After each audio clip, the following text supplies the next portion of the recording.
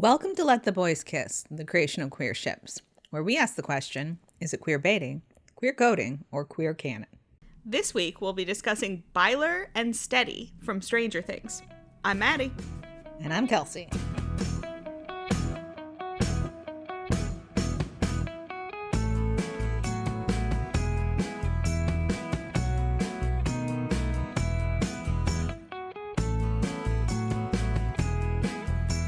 Stranger Things. This has been requested a lot. Heavily requested. We are getting to it. It's happening, Hopefully guys. you all are happy with our assessment. I hate disappointing people when we do recommended ships, but I think there's a lot to discuss here. It's interesting. Yes, for sure. Conversation. Mm-hmm. So we'll see how it goes. But I personally am just excited to be back discussing ships that have portmanteau ship names, because I don't know why that's fallen by the wayside in modern ships, but Byler and Steddie, baby. Bring it back. Miss it.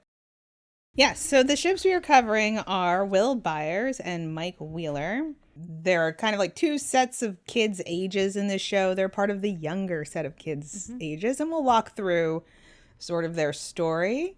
And then we're also discussing Steve the Hare Harrington and Eddie the Freak Munson, of course. nicknames.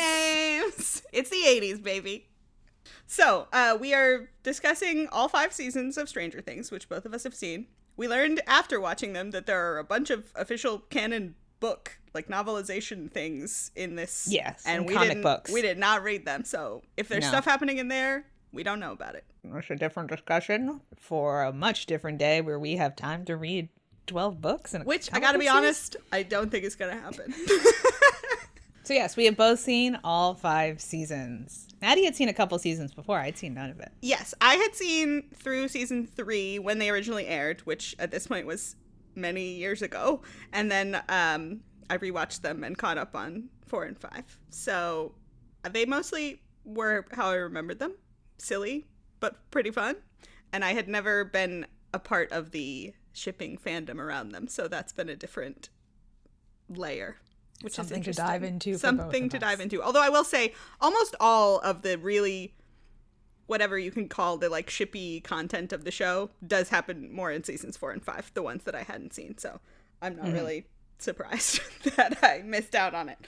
Well, Eddie wasn't a character until season 4. Exactamundo. But we are going to discuss them separately instead of going chronologically. And I think we're going to start with Steve and Eddie because there's a little bit less canonical time there, and we can get through it a little faster. But tell me, just before we start, obviously, as always with something like this, we're not going to get into a bunch of the lore. If you're confused about the plot, just move on. It doesn't matter. But tell me just the broadest strokes of what the show is about, in case people haven't seen it. Okay, the important things to know about Stranger Things. 1, it's the 1980s. 2, they're in Hawkins, Indiana, which is fictional. I don't know, that's a fictional place, but it's in Indiana. They're in the Midwest. Mm-hmm. And there's strange things happening. Monsters and interdimensional portholes and kids with superpowers and stranger and stranger, stranger, etc. Yada, yada, yada. Indeed. So we don't, as you mentioned, meet Eddie until season 4. So Steve, in season 1, he's this jockey, popular kid that is dating Nancy Wheeler, who is the older sister of this group of young kids involved in all this shenanigans. And he, at first, doesn't know about any of this monster shit until he finds out about it at the end of season 1. Then what happens to him in the later seasons is he gets this close relationship with one of the kids, Dustin, and is pulled more and more into all of the monster stuff as it goes along. And then season 4, we meet Eddie Munson, who is, now that our younger group of kids are going to high school, he runs the high school D&D club, the Hellfire Club, that they have all joined. And Dustin, in particular, who is Steve's little brother-type character, worships this guy. And so then there's this tension between Eddie and Steve, who both love Dustin. Want to be Dustin's best They want to be Dustin's best older male friend. And then so there's tension between them. But Eddie gets wrongly accused of murder because a girl is murdered by a demon thing in his house. And which is rough. That's tough. It's horrible, but it happens in Hawkins, Indiana. And so then Steve and everyone are drawn into a sort of a plot to like first clear his name and then also figure out what's going on with the demon-y type stuff. So that's the very beginning premise of the two of them.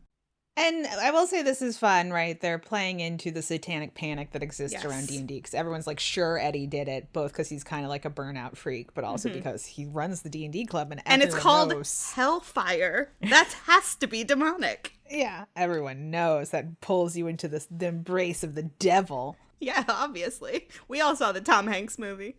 We did. No one has seen the Tom Hanks movie. Say. Guys, there's a D&D Tom Hanks movie and it's hilarious. Anyway, not the point of this particular podcast. But yes, another in many, like half of the fun of the show is just leaning into 80s tropes of things. And so this is the satanic panic season. So yes, Eddie, on the run, we got to help the kid. That's where we begin. So what are these Eddie and Steve moments? Okay, so Eddie goes on the run. Dustin tries to track him down. Eddie ends up at the house of, he's like a petty drug dealer. He ends up at the house of like the guy who gives him drugs to sell to the high school kids. And Dustin has brought Steve and a bunch of people there to find Eddie. Steve is poking, they're in like a boathouse behind the house, so he's poking into like the boat area that's covered with a tarp with an oar. And Dustin's the best like, possible way to look that. for a hiding teenager. Yes, and while Dustin is telling him to stop, Eddie pops out from behind him underneath the tarp. He would have poked him eventually. Steve was looking in the right place, yes. Yeah. Holds a broken bottle to Steve's throat, pushing him up against a wall, getting tense. right in his face. Yeah. Pretty tense. But then they are like, we're here to help you. And he's like, okay, thanks. So that's the beginning of their relationship. But then they separate for several more episodes because Eddie just goes into hiding again as the rest of them are doing their investigations. Then they come back together when they have discovered that there might be an interdimensional gate at the bottom of a lake. You get it, no big deal. And so they the teen group of this band of merry whatevers are out on the lake on a little boat. They realize that they're gonna have to go to the bottom of the lake to find out if this portal is there. Steve, who used to be on the swim team when he was in high school, of course, bravely, gallantly, offers to be the one to go down. He takes off his shirt and throws it at Eddie. Just saying. And he goes down. Of course, it does turn out that there's a portal there. He ends up getting sucked into it. The rest of the teenagers all have to follow him into what we haven't mentioned is called the Upside Down. Yes. So then, yeah, they're in the Upside Down. This season, there are these things called demo bats that are just demonic bat type figures, and they're all attacking Steve when they get down there, and Steve's fighting him off because he's all heroic and cool. He's really cool. He's really cool. And he ends up like ripping this bat in half and taking a bite out of it. It's pretty crazy. And Eddie thinks that's neat, basically. The two of them he went neato. They weren't, he thinks it's neat in the way that his type of character would think it's neat. But they obviously weren't friends, not just because of the Dustin tension, but also because, they come from very Steve was different popular scenes. and Eddie's the freak Mutzen. Exactly. And Steve, in his more popular days, I'm sure, even if he wasn't himself bullying Eddie, his friends definitely were. So, there's tension there, I'm sure. Eddie seeing Steve do this cool stuff with the bat is the first thing to make him be like, oh, maybe Steve's actually cool. And so then here's our first interaction between the two of them. Okay, Eddie says, I mean, that was a real Ozzy move you pulled back there. And Steve's like, Ozzy? You took a bite out of that bat. Ozzy Osbourne? Black Sabbath? He bit a bat's head off on stage? No? Doesn't matter. Very metal what you did. That's all I'm saying. Thanks. Henderson told me you were a badass. Insisted on the matter, in fact. Wait, Henderson said that? This is Dustin. For people, we didn't say his last name. Yeah, that's Dustin. Sorry. Yeah, no, we didn't. Oh, yeah, shit. Kid worships you, dude. You have no idea. It's kind of annoying, to be honest. I don't even know why I care what that little shrimp thinks, but guess I got a little jealous, Steve. Guess I couldn't accept the fact that Steve Harrington was actually a good dude. Rich parents, popular, chicks love him. Not a douche? No way, man. No way. That, flies in the face of all the laws in the universe and my own personal Munson doctrine. Still super jealous as hell, by the way. Which is why I would never have jumped in that lake to save your ass. Not under any normal circumstances. Nope, outside of D&D, I am no hero. I see danger and I just turn heel and run. Or at least that's what I've learned about myself this week. Give yourself a break, man. This is important for the Steve and Eddie dynamic, but also that's setting up Eddie's entire arc for the season. It really is. Yeah. My favorite thing about the dynamic between the two of them is how openly they both are like, I really care about my relationship with this 14-year-old and you are threatening it. Yeah. It's like, yeah, thank you. We both love Dustin a lot. Mm-hmm. Which continues. That's really all that's bonding them through the season. There's a later moment where Dustin, who is very smart, has figured out something about what's going on with the interdimensional yada yada, and he's frustrated because they're always questioning him when he tells them things, and Dustin is like, how many times do I have to be right on the money before you guys just trust me? And Steve says, Jesus Christ, this kid's got to get his ego in check. And Eddie's like, it's his tone, right? I know. Bonding over Dustin. Then also later, they are stealing a car to get like a whole somewhere. RV, basically, is what they're stealing. They have to go to, they need to go pick up weapons at this place at a town, gun show. Yeah. You know. And Eddie is telling Steve all kinds of stuff about himself, how, you know, he didn't want to turn out like his dad, and now he's like being accused of murder. And it's here I am, just like my dad. But the point is, Steve was like, how do you know how to hotwire a car? And he's like, well, my dad taught me, and I thought I'd never turn out like him, and yet here I am. And which is nice, opening up, lore drop about Eddie. And then Robin comes over and is like, I don't really like the idea of you driving. I think just because he's wanted for murder. Yeah. And she's not, I don't know, she's just not sure about his state of mind. Maybe that too. And Eddie says, oh, I'm just starting the sucker. Harrington's got her. Don't you, big boy? He's a flirty little guy. He's cute. All right, and then we get to right before what is the final battle kind of situation. They're gonna go in and last ditch effort try to beat the bad guy, and they've worked out this huge plan. And there's like 15 different people that are main characters on this show, so everybody's got different stuff that they're supposed to be doing. Yeah. And Eddie and Dustin are just supposed to be distracting the demo bats, like calling them away from where everyone else is. And then when things get dangerous, they're supposed to get out of there because they're not really fighters, these two. As we've heard from Eddie himself, who says all he does when danger comes is tuck tail and run. And so as Steve is going off to do his Steve stuff, he turns around and says to these guys, like, please, if anything goes wrong, just get out. You're just supposed to be decoys. And they're like, don't worry, Steve. Yeah. Eddie says, look at us. We are not heroes. Pete. And then he goes, hey, Steve. Mm-hmm. As Steve's walking away, Steve turns around. And then he goes, make him pay. Him being the Vecna, the villain who caused all this demon stuff to happen. Yeah, and traumatically killed this girl in front of Eddie and traumatized him for life. And also now made him be accused of murder. Exactly. It's all bad. Make the guy pay. And then, they have a little affirmative, like, I got you, buddy. Yeah, I got you. Eye contact. But then, unfortunately, Eddie does try to be a hero. Oh, Eddie, why? And he dies. Yeah, that's what happens when you're not supposed to be a hero and you try to be a hero. Not everyone can be Steve Harrington, who is supposed to be a hero. He has plot armor. I know. Eddie didn't realize he didn't have plot armor. Eddie, you didn't realize you were a one-season character. He's nowhere close to being a main character. So, yes, Eddie, after playing a cool guitar solo and stuff, like, he's got good moments in that episode. He goes back to try to let Dustin get out, gets attacked by all the demo bats and eaten alive, basically. And Dustin's real fucked up about it. Yes, this comes back in season 5, the final season, where Dustin and Steve are not getting along. It's like, they're best friends. How could they not be getting along? Well, it's because Dustin is real torn up about Eddie. Yeah, so all season he's been pushing Steve away and doing a bunch of self-destructive shit, like getting into fights with people and letting them beat him up. And you're like, this isn't like you, Dustin. Yeah. And Steve is like, you're not acting like yourself. And he's all mad about it through the whole season. Tension.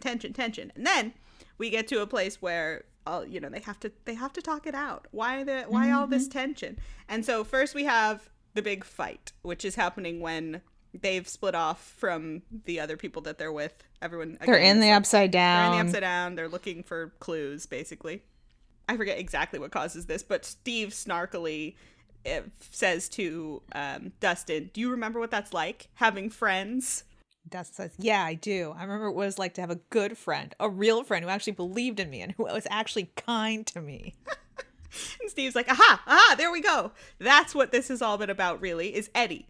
All your bullshit, pushing everyone away, it's because no one could ever be as perfect as he was. He wasn't perfect, but at least he knew that, unlike you. He was never fake. He didn't care what other people thought about him. He was just himself. And you know what? He was the smartest, kindest person I've ever met. And he would have solved this Rubik's Cube in 30 seconds flat. 80s. 80s. And Steve says, if I'm such a goddamn idiot, how come I'm the one still standing here? Honestly rude, Steve. Ooh, that's mean. What the hell is that supposed to mean? And Steve here is also tearing up and is like, that night, I told you not to be heroes. I told both of you. What did Eddie do? He charged into a swarm of killer bats. To save my life. He saved no one. He saved everyone.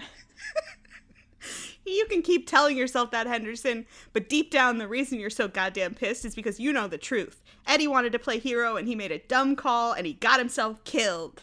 Shut up! And then they get into a physical fight. Well, kind of. Dustin's trying to attack Steve, who's like, you're gonna hurt yourself. Yeah, I mean, he can't really fight Steve. No, and Steve would never actually fight Dustin. No. So anyway, honestly, it's it's really mean, and I don't think it's true necessarily, but to be like, Eddie was way smarter than you, because I feel like Steve has struggled with not being smart. Well, I mean, this isn't in here because it's not an Eddie moment, but there, in the final season, the big plan that like ends everything is Steve's plan. And there is a scene where Steve gets to be like, here's what we're going to do. And then everybody else, like Nancy and Dustin and Erica, the people that are usually coming up with plans, are all sitting there going, good plan. So he gets his like, Steve's actually smart, guys moment. Steve. I don't think it is really mean of Dustin to say this, but Dustin doesn't actually think that Steve is not smart. Like, you know. No, he's not really saying anything he means. He's just lashing out. They're both saying whatever they think is the meanest thing that they can say. Yeah. So. But then Dustin does figure out what's going on, and he's like, oh no, we're all gonna die. And then, unfortunately, the thing that Nancy and Jonathan shouldn't do to the thing that's happening, they do. They shoot it. Yeah. Nancy's always shooting things. Yeah, she's a shoot first, ask questions later type. Yeah. And so then everything starts turning to goo. Which is weird, but, you know, stuff happens. Yeah. And so Steve and Dustin are trying to... Well, initially Dustin was trying to warn everyone. But now Steve is like, I got to get to Nancy and Jonathan. And so the stairs are turning to goo, and he tries to put a ladder over the stairs to go over the gap. And Dustin's like, you can't do that. Yeah, Dustin panics and grabs him and pulls him back and is like, you're always trying to get yourself killed and I can't lose you too. And you're like, okay, well, we're getting to the heart of, you know, the situation here. And so Steve comforts him and luckily doesn't fall through the goo stairs. And then later... So lucky. So lucky. Thank God Dustin was there. Then later as there's like a little bit of a calm before the storm happening, before the final stuff. And so they get a moment Steve gets a moment to apologize. And he says, hey, Dustin, about some of the stuff I said earlier, It's okay. No, it's not okay. Eddie, he saved your life, our lives. And I know what he meant to you. I can't even imagine how hard it's been. But instead of just being there for you, I got angry about it. I guess I got angry because things were different, because I really missed you. I missed my best friend. Yeah, I miss my best friend too. Oh, they're the best. I love their best friendship. And then finally, Dustin, for the final battle, lets Steve use one of these spears that he and Eddie had handmade in the previous season for the final battle. And then when they're attacking the monstery thing, they both yell, for Eddie! Yeah. So yeah, that's nice. It's nice. It's sad that Eddie's dead, but it's nice that they'll remember him and, you know, he's an important part of their relationship. So, that's Steve and Eddie. We've only got we've done 2 seasons worth of talking about them. Yeah. But obviously Eddie only lives for 1 season, so there's a minimal amount of interaction between the two of them. But we'll discuss later. That doesn't have to be true in fandom. But first, do we have any quotes from any of the actors involved? Yes. There was an interview about season 4 that was done through Netflix. And this was an interview with the actors playing Dustin, Eddie, and Steve. And they asked the Dustin actor about it, and he said, it's just romance, straight up. Yeah. It's romance. cut to the chase. Yeah, this is in the context of them being like, there's a new character thrust into this bromance, and now we've got a bromance with these three guys, and they're like, stop saying bromance, which I always love when actors are like, I'm not into this bromance terminology. Mm-hmm. We're past it. We're past bromance. We've moved past it. And then we find out also in this interview that there was storyline, obviously, that got left on the cutting room floor here, because they just didn't have enough time with all of their 2.5-hour episodes. Anyway, Matt Duffer said there was going to be more of a Steve-Eddie rivalry, and we just didn't have time. So what could have been, you know? If only. If only. And then we have Joe Keery, who played Eddie. No. Joseph Quinn played Eddie. Joe Keery. I know who Joe Keery is. I'm just reading things and not listening to what I'm saying. Joseph Quinn, who played Eddie, was also asked about the bromance. Fans who loved his character with Steve's and what his thoughts about that were. Like, could it have been a relationship kind of question? And he jokingly was like, all I can say is, how did they know? Well, you know, just people can dream, I guess. I don't know. I don't really know what to say to that. And then they, for some reason, ask him, like, well, what if he had lived to season 5? Would maybe things have happened then? And he went, maybe, yeah. Good stuff, Joe Quinn. I mean, it's actually the most honest answer you could give. Potentially. You want me to answer for what might have happened if I stayed alive on a show that I'm no longer on? Yeah, I guess that could happen. Literally anything could have happened. Hysterical.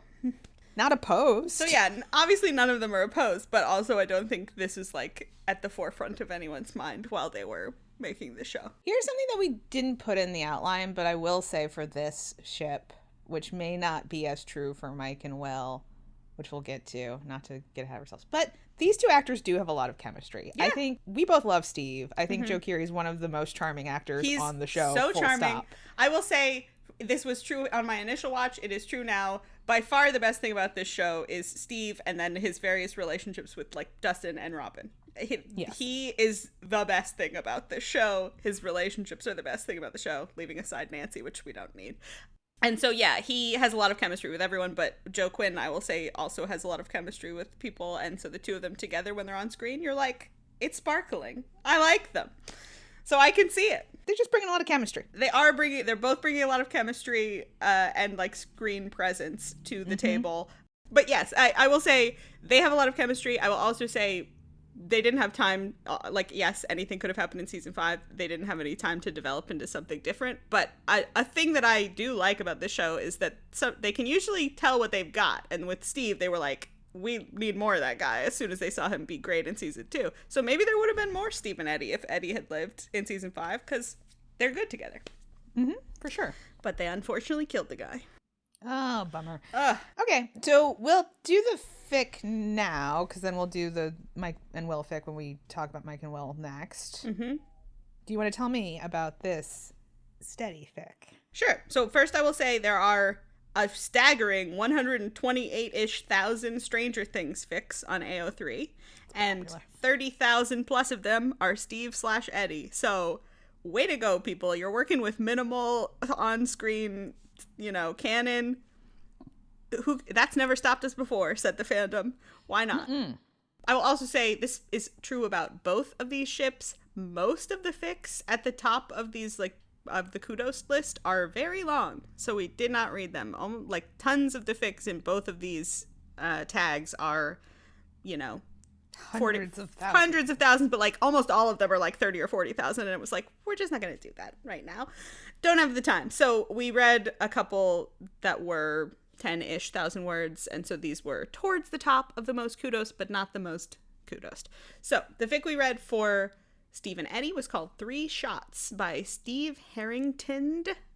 I assume it is pronounced, though as you pointed out to me, it does look like Steve Harringtoned. And so to me, it's you've been hitting the gym, you're looking Steve Harringtoned, Oh, that'd be good. That's a good compliment. Or, as you pointed out, it could be Steve Harrington Ed. Yes, maybe there's another character named Ed that this person really likes. And Eddie.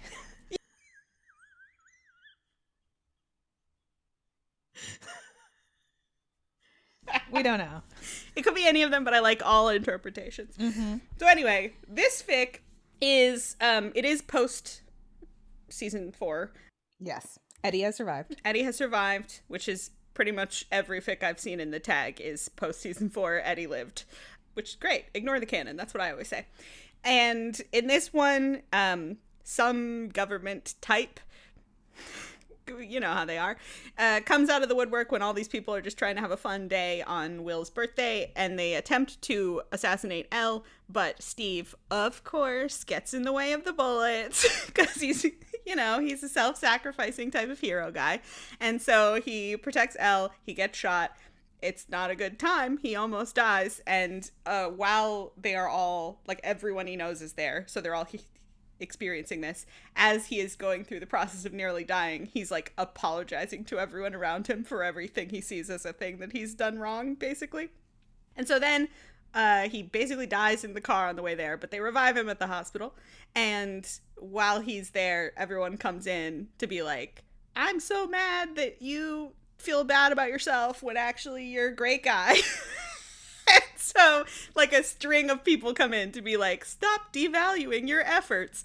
And then the last of them are, Eddie comes in, and the two of them, the, like, undercurrent of the episode is that they both have a crush on each other. I said.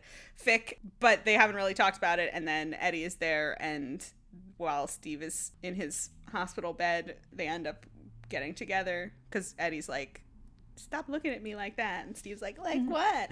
And so then they realize they like each other. They get together. Dustin walks in on the two of them kissing in the bed and is like, oh my God, my dads are in love, basically. And so then he's cool with it. And the three of them fall asleep in the bed together, and it's nice. It's an interesting premise. They're sort of trying to do like an It's a Wonderful Life thing. Like, Steve doesn't recognize how great he is, but he's actually the glue that holds this whole thing together. And everyone comes in to be like, you're great, actually. Oh, and I didn't mention, there's like a abuse subplot going on in this, where he's thinking back to stuff that happened when he was a kid and his parents were really mean. So that's a part of it. Yeah. Well, it speaks to my pitch that Steve should have been the main character of the show, although I think we revised it that Dustin actually should have been the main character of the show. Yeah, because it's like, to me, it's like, I get the spirit of the show being about these kids. It's the idea of it really is like, we want to recapture kids on bikes in Steven Spielberg movies dealing with crazy stuff. And so I like that it's about the kids, but it should, we both were craving more of a main character, and I think Dustin is that character. Yeah, I think it's the play. I also like, obviously, that if Steve and Eddie get together, they can be Dustin's two dads. Of course. That's good and cute and fun. Yeah. Yeah, but it was an interesting read, though, because, like, the Steddie stuff really comes in at the end, and it's mostly just people being like, Steve, you're actually great. Which, honestly, guys, he is. Tell your friends that you think they're great before they get shot by a government operative. Don't wait. That's so true. Robin, at one point in this fic, comes in and is like, he's like, I don't understand why you're so upset. We're always almost dying. And she's like, you've done this 30 times. And she literally lists 30 times that he nearly died. And you're like, yeah, when you put it like that, it's not great. But I said to you during the course of watching this show, I was like, I like these kids. What's going on in the fanfic space? And I started reading some of their fanfics, and almost all of them that I found were basically the same premise, which is like, the, bad times are over, we beat Vecna, Eddie lives, now what? And it's like the summer after, and Eddie just keeps coming over to the video store where Steve's working, and the two of them are like, I don't know, there's something here. And then they kind of like work through their trauma together. And you know what? I like that as a premise. I liked every one of them that I read. And so I was a little confused that this wasn't also that. But yeah, I think we can all agree that Steve Harrington is great, and his friend should tell him that he's great. Yeah. But that's Steve and Eddie. So we added them on because they are very popular, almost as popular as the Byler ship in terms of fic on AO3, etc. And we wanted to talk about them. But what we got asked to talk about was Byler by like 10 different people. So let's get into it. Let's get into it, buddy. Okay, so obviously they run through all 5 seasons. We kick off in season 1, and really the premise of the show at the beginning is Will goes missing. So we have a group of like 4 little kids. It's Dustin, it's Mike, it's Will, and it's their friend Lucas, who I don't think we've mentioned Lucas at all. He doesn't have anything gay going on at all. Well, he's another one with a straight girlfriend. Why do they all have Boring. girlfriends? Ugh. Honk shoe, boring. And he doesn't even have an older male best friend. Exactly. So they're like in a D&D group. They wrap up D&D for the night. All the kids are going home on their bikes. Will just straight up disappears. Never makes it home. And that's the whole kickoff to season 1. That's what season 1 is about. It's like, how do we find he's your classic Will? 80s milk carton kid, you know? So once they realize Will is missing, which takes a while because, again, people just His mom has a job. It's 11 p.m. Do you know where your children are? Yeah. Had that even happened yet? No. The answer was so. No, we don't know where our children are. Who cares? Anyway, she's a single mom. She was working late. She got home. She assumed he was asleep. His brother was supposed to check on him, but he didn't. No. So anyway, the mom, Joyce, has to go to the town cop, or Sheriff Hopper, and be like, my son's missing. And they're like, that happens all the time. Who cares? And she says to Hopper, and they all know each other. All the adults also know each other because it's a small town and they all went to high school. Yeah, together exactly. Also. They've known each other their whole lives. She goes, he's a sensitive kid, Lonnie. No. Oh, sorry. Lonnie's the ex. Wrong. Lonnie is Will's dad and Joyce's ex. Yeah. She says, he's a sensitive kid. Lonnie used to say he was queer. Called him a fat. That's not nice. That might be part of why they're not together anymore. Could be. I mean, Lonnie is not nice. No. So yeah, this from the very beginning, there's been this like, what's going on with Will? He's a sensitive kid, you know? To the point of, we'll get to this too, about the show being like subtle in its development of Will's arc. I feel like sensitive kid is coding enough, but they really just like were like, no. Also, he was called queer. Also, an actual slur. Yes. Like, don't be mistaken. Yeah, no. We'll get into this, but like, I don't know how they do. Clearly, Will's sexuality is an arc that they thought about quite a bit because it does go over several seasons. I don't know that we can really say that they had planned that arc from the pilot. So yes. I don't know that like this fits into it now, but I don't know that they in that moment were trying to be like. But we're going to get to a conversation about whether or not this show is very subtle.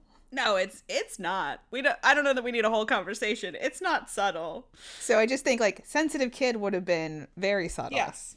Well, but that also would have been like if they were my point is if they were trying to subtly seed this in so that 3 seasons later you were like, oh, that's why they said that. That's how they would have written it. But I don't think that's what they were doing.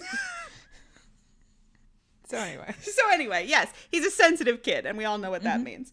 Also in season 1, to speak to the Will and Mike relationship, the two of them are framed a little bit as like maybe the closest of this group of close friends, to the point where Mike is usually the most worried about Will being gone. When there are revelations in Will's case, we usually are focusing on Mike. So there's a point in the season where they think they have recovered Will's body, but then of course it turns out to be a fake body, as happens all the time.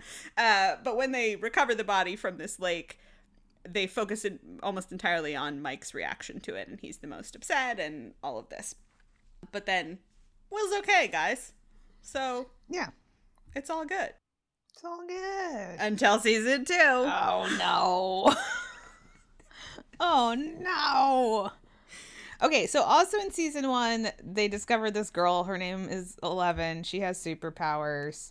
Mike lets her stay in his basement while they're figuring out what's going on with her. And so they sort of bond in season 1. He wants to take her to the snowball. Yeah, baby. And not as brother and sister, you know? No, he specifically is like, we are not brother and sister. Yes. She's like, friends? He's like, no. Brother and sister? No. Cousins? No. That's so funny. But anyway, Will likes Mike likes Elle likes Mike. The two of them go to the snowball together at the end of the season. And so then, Will comes back he's back. And honestly, I feel like his friends have moved on from the fact that he was disappeared for like several months pretty quickly. Too quickly. They're like, oh, we could play D&D, but like, well, who gives a shit? We're all dating girls now. They like girls now. There's no time to think about Will. Like, we don't want to play D&D with our formerly missing friend. And obviously this is tough for Will because he got disappeared and he's come back and his friends all of a sudden don't really want to hang out with him. They're all obsessed with girls, which he doesn't want to talk about it, but he Can't relate. And Couldn't be me. Couldn't be me, he says. And nobody wants to play D&D, which is all he wants to do. And so he's upset because none of them really want to hang out, but specifically about Mike and his, obsession with Elle. And all of that is happening through the entire second season. Plus, Will also is having like flashbacks that are maybe just memories, or maybe he also is still sort of under the control of this creature from the other dimension. Who's to say? Yeah, he stands in a field at one point, a bunch of like smoke enters his body, and then he's like possessed by whatever it is at this point. We all know what that means. We've seen Supernatural. It's not good when a bunch of smoke enters your body. No. And honestly, it's really sad because he took the advice of his mom's boyfriend, Sean Astin. Sean Astin was just trying to help. He didn't really understand that something truly supernatural was happening. No, it took a long time for him to cotton on to that. Yeah. So anyway, Will is sad about his friends. He was such a nice man. Sad about his friends, also dealing with being possessed. And as the season goes on, he gets more and more controlled by this thing that's possessing him. He's like part of a hive mind with it. So if he gets hurt, the thing gets hurt. And if the thing gets hurt, he gets hurt, etc. Mm-hmm. So there's a time where, because whatever he can see, the thing that's possessing him can also see, they put him in a room where they've blacked out everything so he won't know where he is. And they're trying to snap him out of it, kind of. They're trying to like remind him who he is so that he can break the connection with the thing. And so the only people in the room with him are his mom and Hopper and his brother and Mike, because you have to have Mike there. He's his best friend, and he's there to be like, the best thing that ever happened to me is when the two of us became best friends. And it's like, they're trying to do the supernatural thing of using gay love to pierce through the veil, but as you do, it doesn't quite work, and that might be a sign of things to come. But they do end up breaking it through physical means later. Yeah, they get him real hot. They heat him up. Yeah. But this is basically what's happening in season 2. He's mad about Mike's obsessed with Elle. Will's mad about it, and all of that. And this continues into season 3, where the boys continue to be girl crazy. Mike still obsessed with Elle. Now they've actually gotten together, like for real, together, like an adult relationship for the 13-year-olds. Yeah. And so Will again is trying to get them all to play D&D, and they're like, nah. And he eventually was like, fine, I'm leaving. And they're like, oh wait, no, we could play D&D. And he's like, you guys don't even really want to. Yeah. So Mike follows him out, and it's of course raining. As all dramatic conversations have to have rain in the background. And so Will is accusing Mike of being too obsessed with Will, and it's making everything suck. And he's basically like tearing the party apart. And for what, he says? So you can swap spit with some stupid girl? And Mike says, Elle's not stupid. It's not my fault you don't like girls. And then you can hear a pin drop after this. My God, what a thing to say. Oh my God. And then Mike goes on, I'm not trying to be a jerk, okay? But we're not kids anymore. I mean, what did you think, really? That we were never going to get girlfriends? We were just going to sit in my basement all day and play games for the rest of our lives? Which honestly sounds great. It sounds sick. They should have done that. And Will says, yeah, I guess I did. I really did.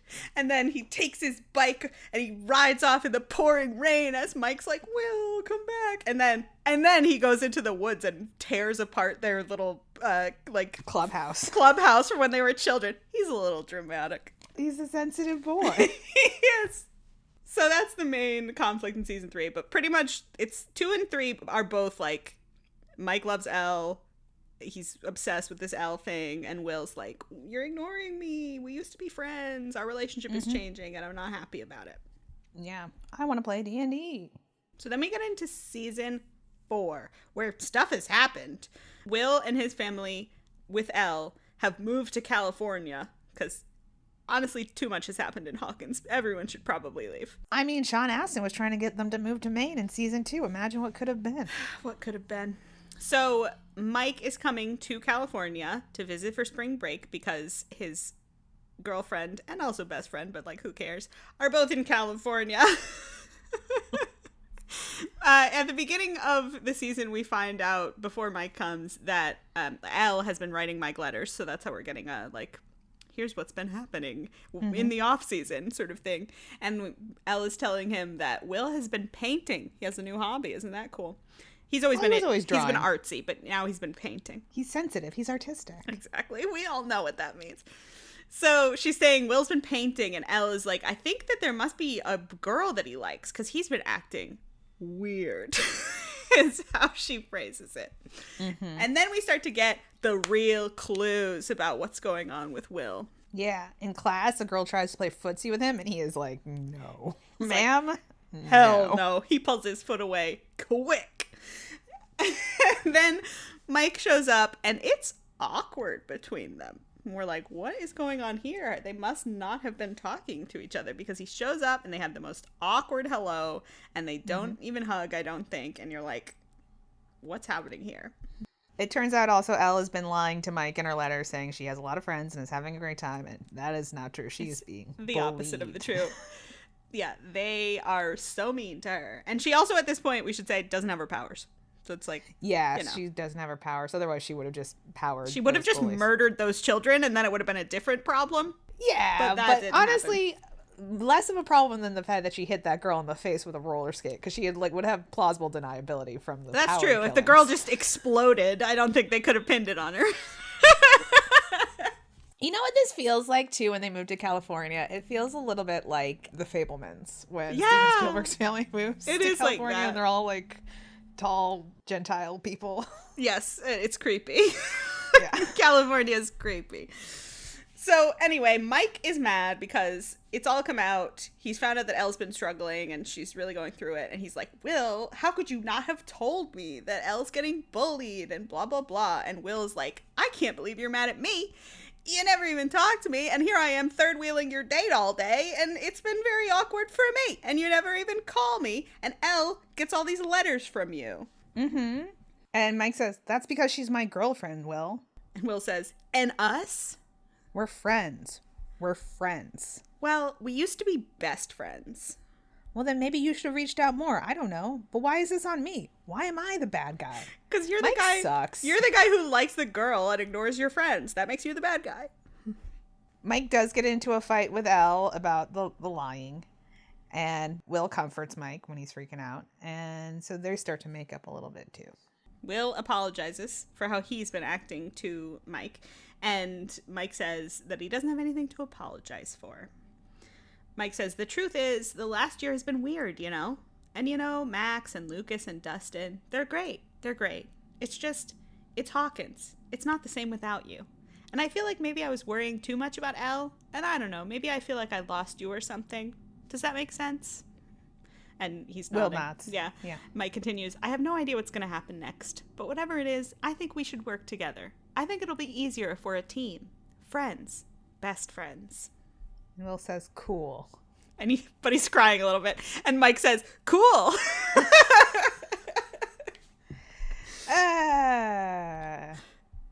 right. So more stuff's happening with Elle. She's been kidnapped at this point. Yeah. Well, kind of.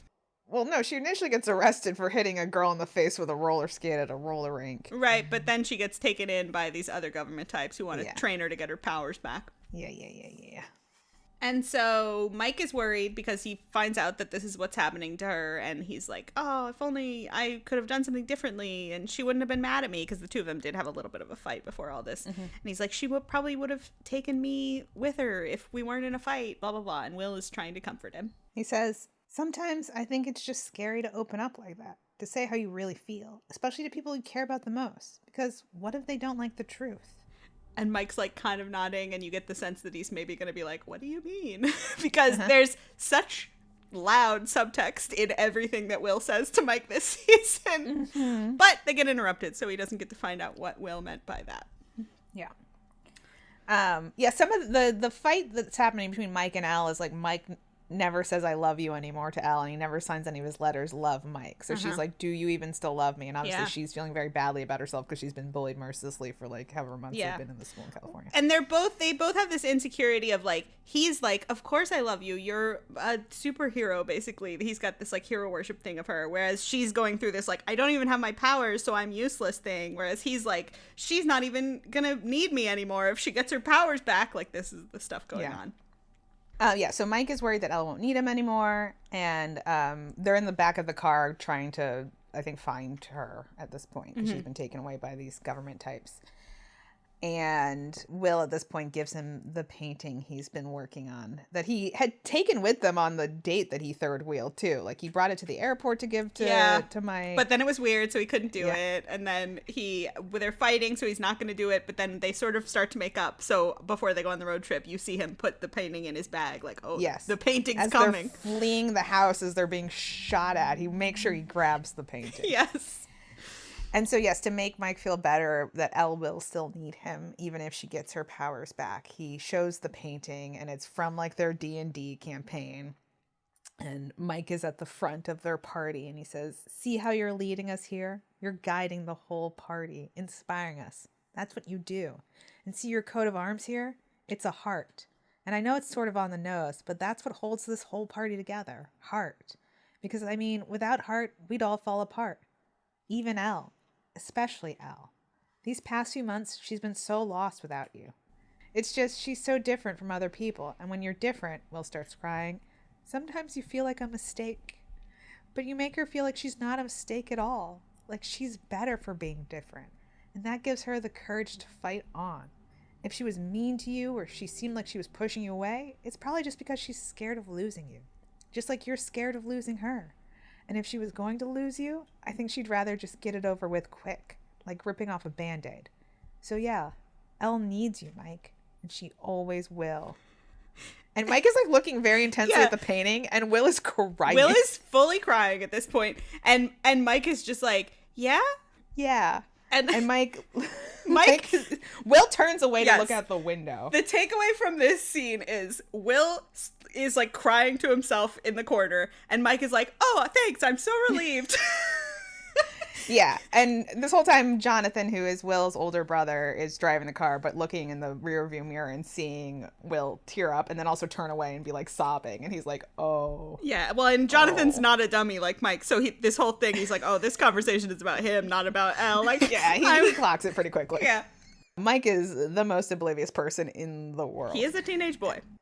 To be fair, he is a teenage boy. Also, yeah, Mike is the dungeon master, so he's not really in the party when they're actually playing D&D, so it's all a little confused. I don't know. He still thinks of him as leading the group, I guess. Okay. I don't know. Whatever. We can't get in Will's mind. We don't know why he likes this guy. Okay, so this is not as much about Mike and Will, but because Jonathan did clock it, and this is a very nice moment in the show, actually. Jonathan comes to talk to Will after he's seen this happen, and he says to Will, if there's ever anything you need to tell me, no matter what, I'll always love you and be here for you. That's a good brother. We stand a nice older brother. When you can tell that your younger sibling is closeted, you got to go in there and be like, not for any particular reason, but if anyone in this house ever wanted to tell me something, I would be fine with that. About themselves.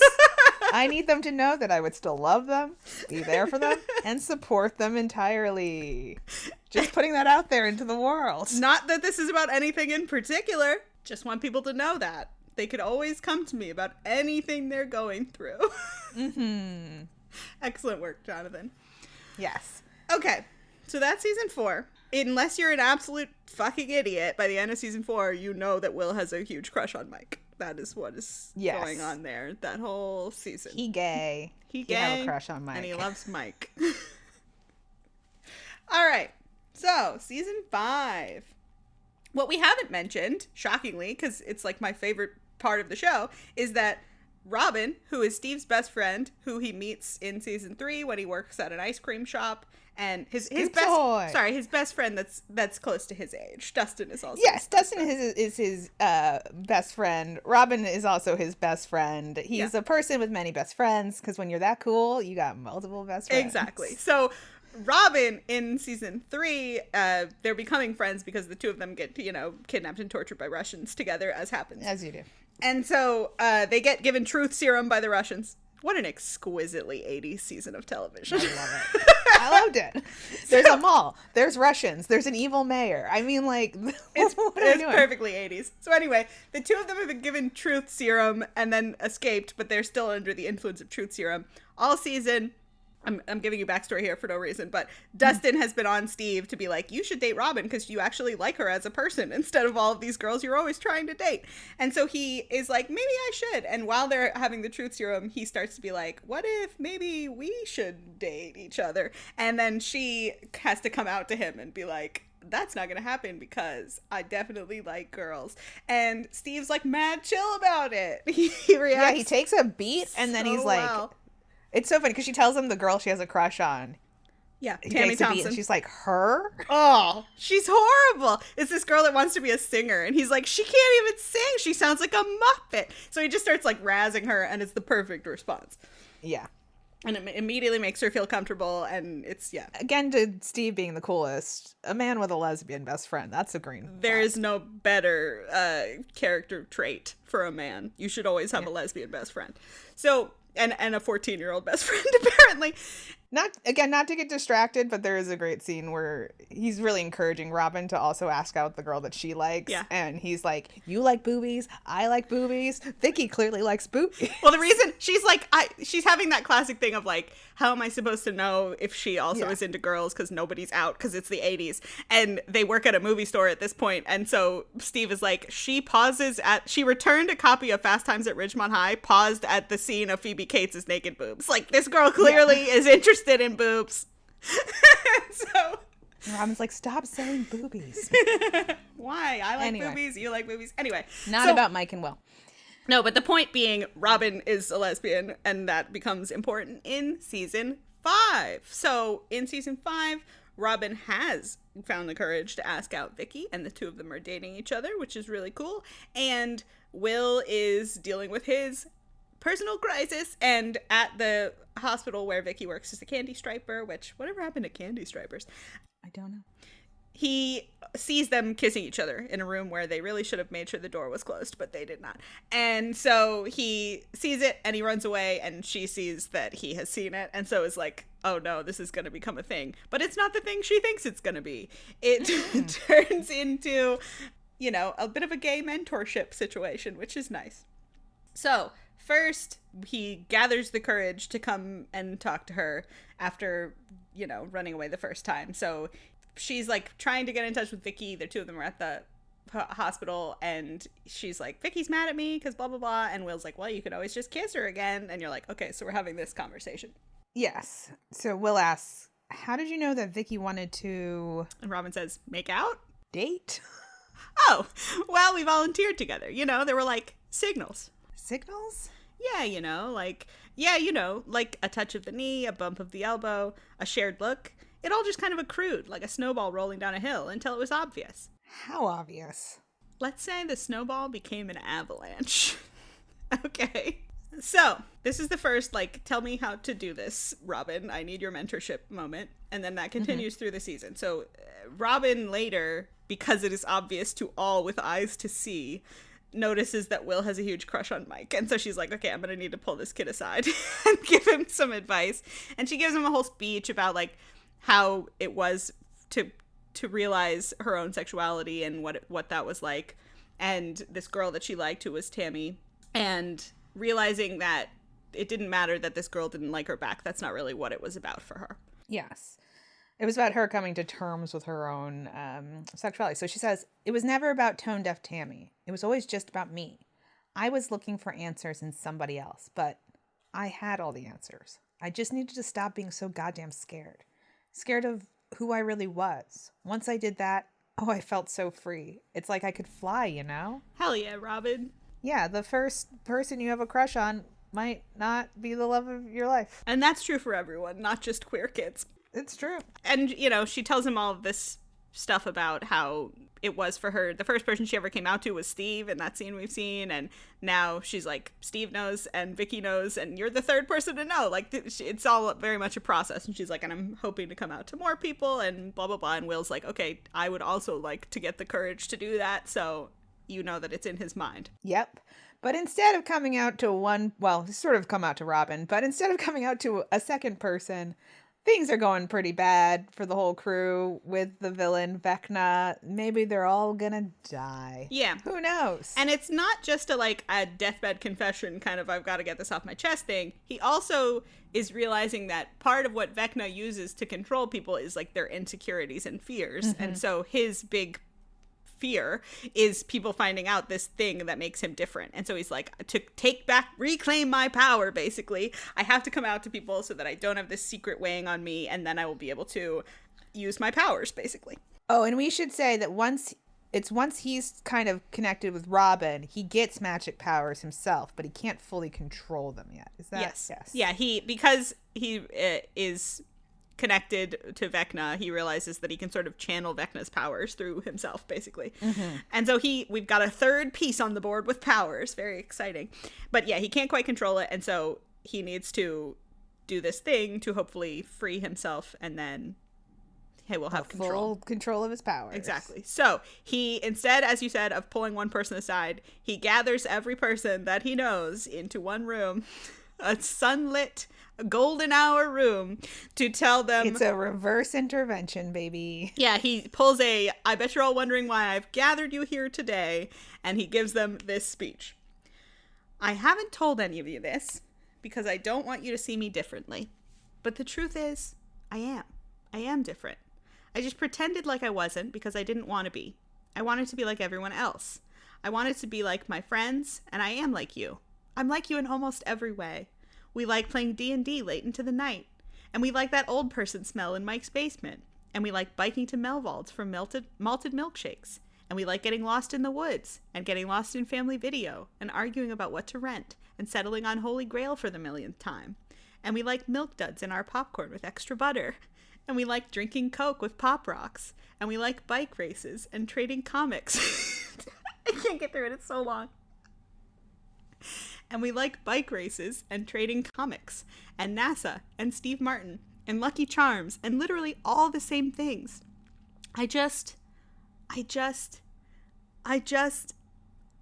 like girls. And everyone sort of just nods, and you're like, okay, they're taking it well. And then he says, I mean, I do, just not like you guys do.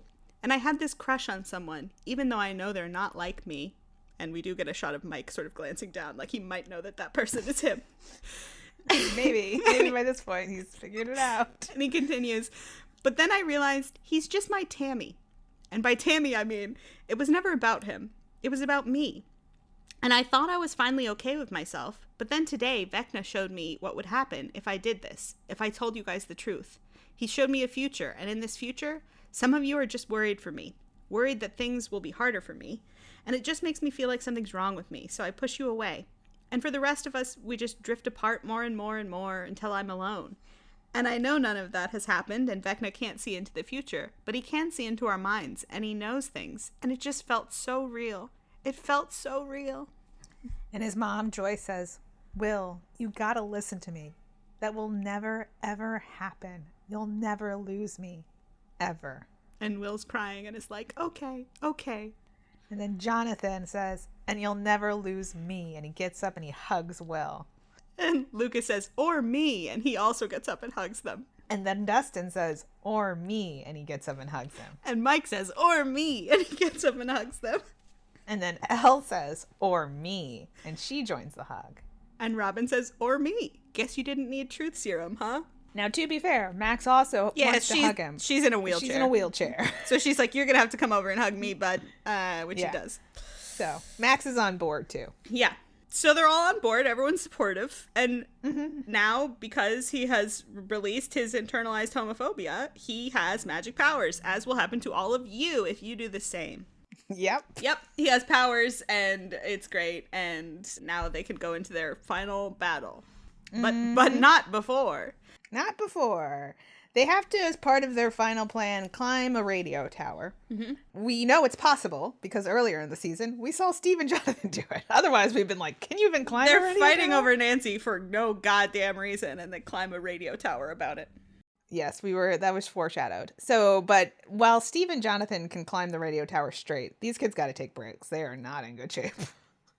I'm shocked Jonathan is in that good of shape, but Yeah, it doesn't feel like something. Well, I guess he was powered by the Yeah, the fury. Yeah. So anyway, the kids got to take breaks as they're climbing the radio tower. Mike and Will are climbing together. They're taking a break. They got to get some water. And Mike says to Will, "Hey, what you said earlier at the squawk, I'm sorry. I mean, not sorry about what you said. That came out wrong. Or not came out wrong. Jesus Christ. It's okay. No, it's not. I should have been there for you, and I wasn't. And I guess I was just so self-absorbed that I couldn't see it. I feel like an idiot, and I'm sorry." You don't have to be sorry, and you're not an idiot. You're not. It's just, I didn't even understand it myself for the longest time. I think it needed to happen the way it happened. I needed to find my own way. But what matters is that you're still here, and you still think we can be friends. Friends? No, thanks. Best friends. Thanks, Mike. Yeah.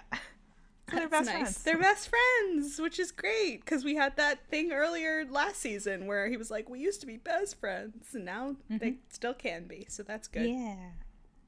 And then in one of the 800 epilogues to the final episode, we get a final D&D campaign, and it ends, and people are like, that ending wasn't even that satisfying, Mike.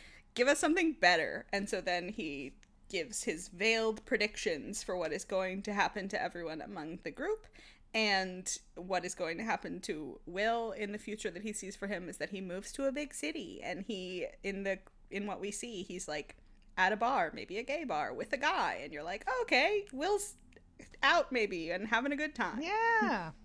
In the big city. In the big city. You gotta get out of Hawkins, Indiana if you want to be gay in the 80s. What city do you think he moved to? New York? Chicago. Chicago?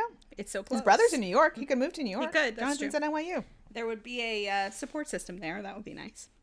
Who knows? But some city where you can go to a bar and hang out with a dude and have it not be Hawkins, Indiana in the 80s.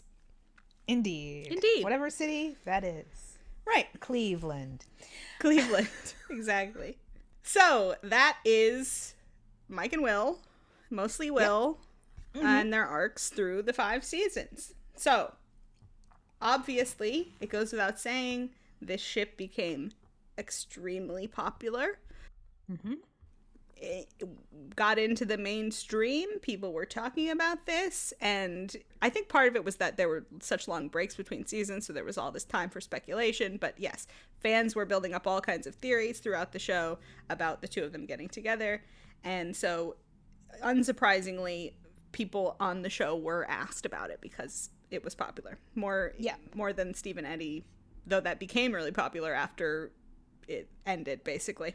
You know, we'll get to a discussion about like the way TV works now, but it's interesting because like when you have an episodic television show, they are still like releasing it week to week. They're continuing to write it throughout the season, but these were still written in batches. So for Steve and Eddie, like they wrote all the Eddie episodes, and then he was dead. Yep. So well, that's why the questions for them were like, what if he had lived? Could something have happened? And it was like, maybe. Maybe, I don't know. There wasn't any time for fans to really get in anyone's ear about. Right. Whereas, I mean, these, obviously, all of the seasons were written in batches, but Will and Mike are people that people had been paying attention to as a couple for several seasons. So in the intervening time between seasons 3 and 4 and 4 and 5, I'm sure people heard about it. Yes. So, what did they have to say? The Finn Wolfhard, who plays Mike, was asked about it. Kid has a name I will never get over. That's his real name. Quite a name. Feels like a stage name, but I don't actually know the answer. Okay. Anyway, they asked him about it. He says, I don't really look as much on the internet about stuff. Good call. But he is aware of the shipping. He says, the shipping thing is something with fans of the show. God, that's a statement for all time. Is it wrong? And he goes on to say, that's something in the show that I feel like if it did happen, it wouldn't feel that earned. Okay. Fair enough. That's his opinion. And I can confirm his name is really Finn Wolfhard, so. Wow. Okay. Cool. Okay, that's awesome. And then we have Noah Schnapp, who played Will, and he also was asked about this relationship, and they said to him, what's your reaction to everyone wanting Will and Mike to be together? And he said, I think I mean, look, it's like a real kind of authentic representation of a queer kid in the 80s. I've dealt with that myself, being in love with a friend and maybe they don't love you back or they feel differently. I'm not going to spoil anything, but the Duffers close it really well. This was before season 5 had aired. Yes. He was, like, definitely not confirming that there was going to be canon Byler, but he was like, I think you'll like the ending. He may have been wrong. Yeah, he was incorrect, but I would say that is a normal thing for a person to say when they are doing press for a final season of a television show. Yep, but he may have been wrong. Okay. But what about the Duffers themselves, who we just learned are twins? Yeah.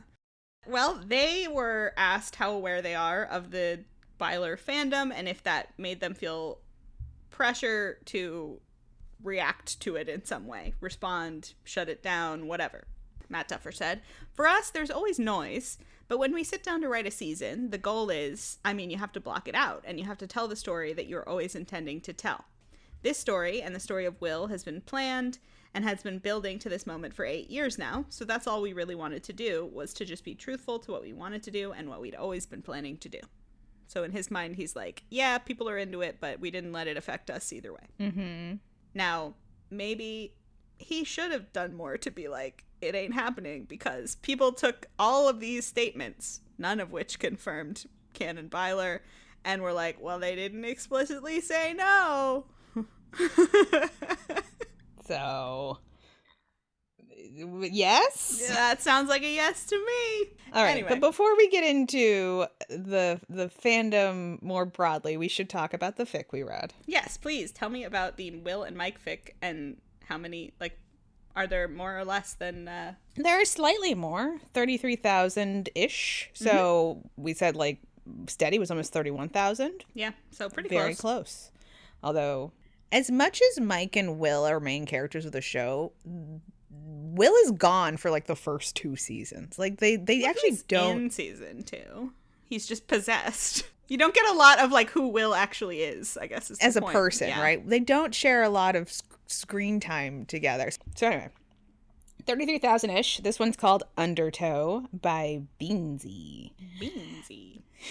And in this one, this fic was published in 2018, so I think after season 2 aired, before season 3. Mm-hmm. And Will has told Mike at a sleepover, that's just the two of them, that he's never kissed a girl before. Oh, and Mike is like, what? Really? Whoa. And Mike is like, it's not really that hard.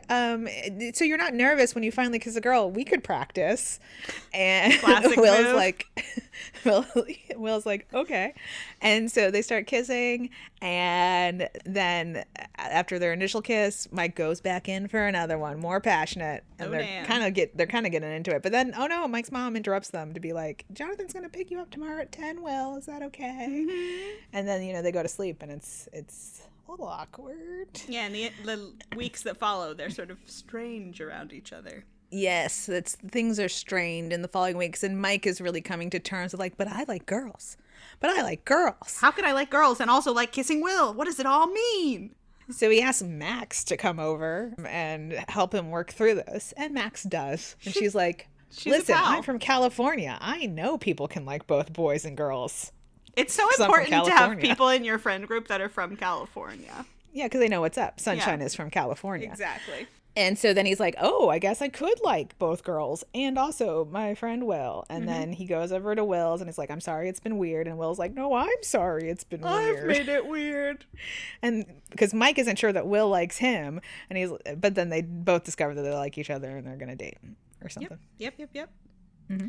That's the fic? Yeah, you know how your bro is always helping you learn how to kiss. Yeah, that's a totally normal thing to do with your friend that you are only platonically into. Yeah. Mm-hmm. I mean, it's a classic fic trope for a reason. Yeah. Throw that out there as a but what if? Just to help you out. I mean, Just because I'm a good friend.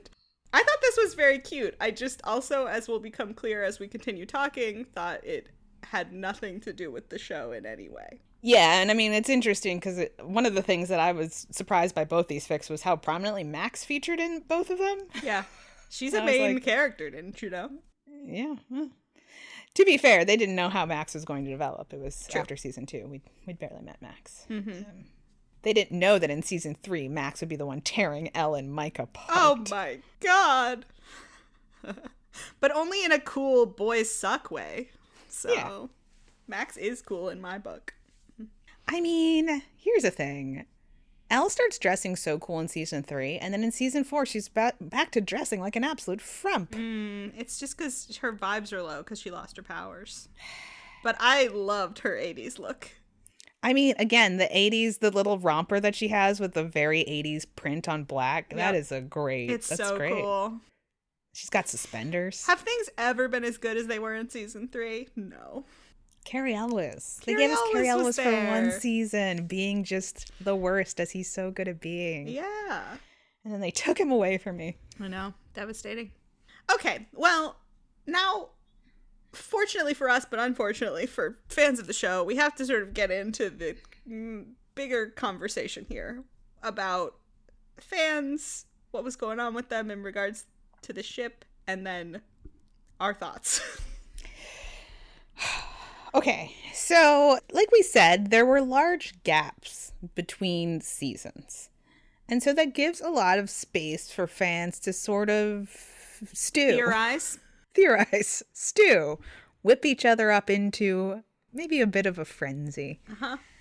And the Byler stuff started to really take on a sort of John Locke in a Sherlock situation level of intensity. Yeah, you might have heard of the John Locke conspiracy on this very show. Or just in your lives. Or in your lives, but if you're not a John Locke person, maybe not. But on this show, if you haven't, go listen to that episode because that was a wild time. There is a similar thing in the Byler fandom called Conformity Gate. Yes. So in our research, right, we discovered that fans were like putting together 300 slide PowerPoints to detail all of the clues, indicating that Byler was endgame.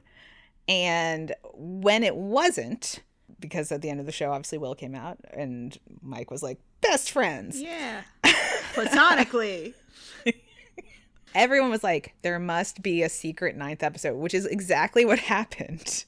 That's literally what happened Sherlock. in the John Locke conspiracy, is people were like, there's a secret finale that's going to air at an unnamed date. The finale was so bad, it must be a joke. Vecna is controlling us all, and there will be another episode. Which we would like to point out is a thing that has never happened in the history of television. And similarly, a thing that has never happened in the history of television is a show operating with this level of clues for the audience. Yeah. That's not how TV works. Yeah, I understand that we sort of live in like a conspiracy theory culture online now. I feel like this is a thing that just has invaded all spaces of the internet. But people need to take a step back and think about what television is and who makes it and like for what purpose. All television is made for a large audience. Not necessarily everyone. Things are more niche these days than they used to be. But you're always hoping when you make a television show that millions of people will watch it. And I need people to think with their heads, could anyone intend for millions of people to read a show this closely for it to make sense? And also people need to think about a TV show is made by so many different people. Yep. Could it be this tightly controlled? Yeah. Especially when you're finding yourself looking at inconsistencies within the show as evidence that the show is doing something really smart. When it's like, usually inconsistencies just mean someone somewhere made a mistake. Yeah. This is a hallmark of conspiracy theory thinking, actually, is the idea that there are no mistakes, which is interesting because there's the whole, like, there are no coincidences. In reality, there are tons of coincidences constantly. Your brain is trying to find patterns in the chaos of existence, but existence is chaos. Right. But for some reason, we developed these pattern recognizing brains. So it's a real patterns can still be helpful. Yes. You know, you still, again, right? You don't want to eat all the red bugs. Because sometimes red bugs are bad for you. Yeah. So it makes sense. But like Yeah, the world is full of mistakes. Especially things like television that are worked on by hundreds of people. There's just no way to keep mistakes from happening. Yes. And another thing we didn't talk about, but if you watch interviews with the Duffers, particularly about these later seasons, it is so clear they do not want to be making the show anymore Yeah, and do not care at all. Care is the thing, and they're specifically telling you that they don't really care. So it's interesting to ascribe to them some sort of secret genius layer of plotting out something so Symbology running yeah. throughout the entire show. Well, and I also want people to take a step back and think about why anyone would do what they are saying has been done. Because we haven't said this, but I hope it's clear from our reading of the events of the show. The canon of the show is that Will is a secret little gay boy who loves his best friend Mike, has to come to terms with his sexuality, has to understand that the fact that he has a crush on his best friend does not mean that the friend will requite it. It's really more about like dealing with his own sexuality. The Tammy story, very explicit. Tammy story, which they set up. It's not about Tammy. It's about me and coming to terms with myself. And then they have this moment of like, just because I had a crush on you that I'm now over, it's all chill now, doesn't mean that we can't be friends. And they're like, yes, we're going to be best friends. And through the entirety of the show, Mike is interested in Elle and Elle only, and never at any point indicates any interest romantically in Will. Like, and I understand that subtext happens, and we're on the queerbaiting podcast, so like you understand where I'm coming from. Yes, we've talked about subtext before. We've talked about shows being written with romantic tropes. Yes. We didn't see any of that happening between Mike and Will. So my broader point being, if you accept that as the canon of the show, that like they are not explicitly at any point saying that Mike might be interested in Will, what would the showrunners be trying to do by writing a show where Mike expresses no interest in Will, and then at the end it's like, but if you were really paying attention to the clues, he liked him the whole time? If you noticed all the teddy bears. Who would that be for, I guess, becomes my question. And yeah, why would someone write a do story that? like that? Yeah. It's in general, people who write stories are not trying to make them impenetrable. You're hoping to set up things and then pay them off in a way that makes sense to the viewers. Well, again, it's like, it's this conspiracy theory cult thinking of like, there's secret knowledge, and the secret knowledge is only for the initiates in our cults. But it's like, no, it's a television show. That's made for, it's like one of the most popular television shows of the last decade. It's for multiple millions of people. Yes, which is what you want. You want your TV show to be highly successful. Yes. So it is fun to read into things and look for patterns, etc. I get it. But do please, if you start being like, if you look, it's real. If it's real, and if you look at the teddy bear being this color and this poster on the wall, like, who is that for? I guess is a question we should all ask ourselves. Is this a thing that a showrunner would do, and why would they do it? So we'll say that. This is not how television works, is this broader point. People don't make television just for the, like, 3 people who happen to be able to notice crazy clues. So then we start to get into, like, why. Why does this kind of thing happen in fandoms? And it's not a new thing, clearly, since we told you Locke. 10 years ago the exact same thing happened. It's probably more like 15 years ago. Well, at this sorry. point. Yeah, who can keep track? But anyway, it's not like people haven't thought before, oh, this ending is unsatisfying. There must be a real better ending that's going to come.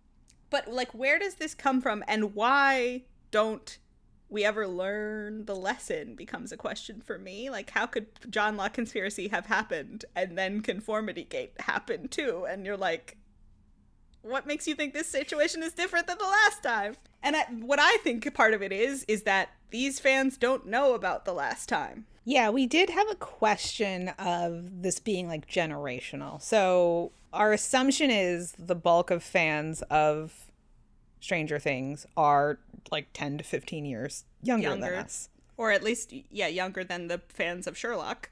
Right. When that was popping off in a big way. And so, yes, there's like a Like, we need to tell the tale of John Locke far and wide as new people enter fandom spaces and be like, guys, it's not going to happen. If two white men tell you to pay attention to all the clues and that they're super geniuses, Never don't believe them. Don't believe them. Why would you believe two white guys who tell you they're smart? Never believe a white man who tells you he's smart. That's crazy. Come on, guys. And so if these are fans that were not on like 2012 Tumblr, you know, they weren't in the trenches of these various things that we've already lived through, and so don't know what signs to look out for. So that to me is interesting. There's a generational element, but also this opens up another point that we've both been sort of ruminating on as fandom has been changing and growing and evolving as it always does, and television changes. And I have a question. Does queerbaiting even exist anymore?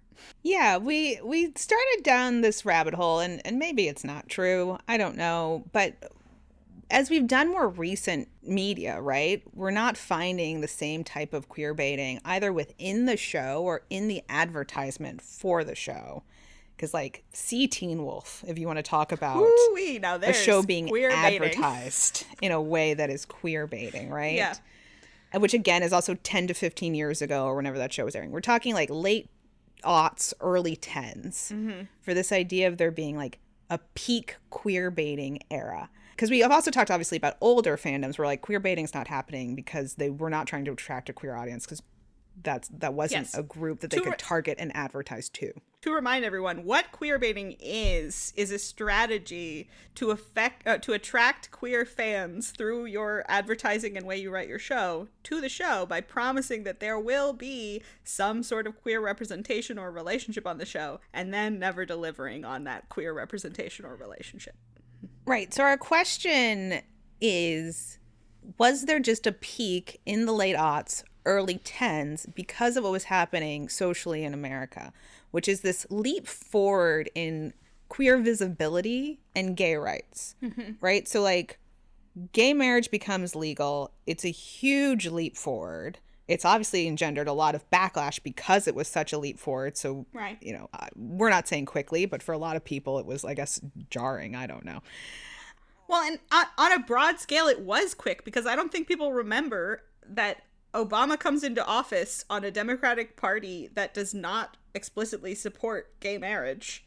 Gay marriage becomes legal in the time that he's in office, and by the time he leaves, like, pretty much everyone who is a Democrat, when you look at polling, now is in favor of gay marriage. Like, the Obama era of 8 years had a huge sea change of public opinion about gay marriage and gay rights in a way that was crazy to live through at the time, but, like, I don't know that kids now remember that. And as part of the reason we've experienced such a backlash, like the combination of that and, like, a black man being president was, like, it was a lot clenched for people to react to. Reactionaries were not having energized. a good time. Yeah.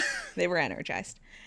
So we enter this period in the aughts in the early 10s where showrunners, people making content are in this space of, like, okay, we know there are queer audiences, they are making noise, but we still don't want to turn off these mainstream, this more mainstream audience. We're also in a period where most stuff is still on network television, right? So we're on, or at least basic cable.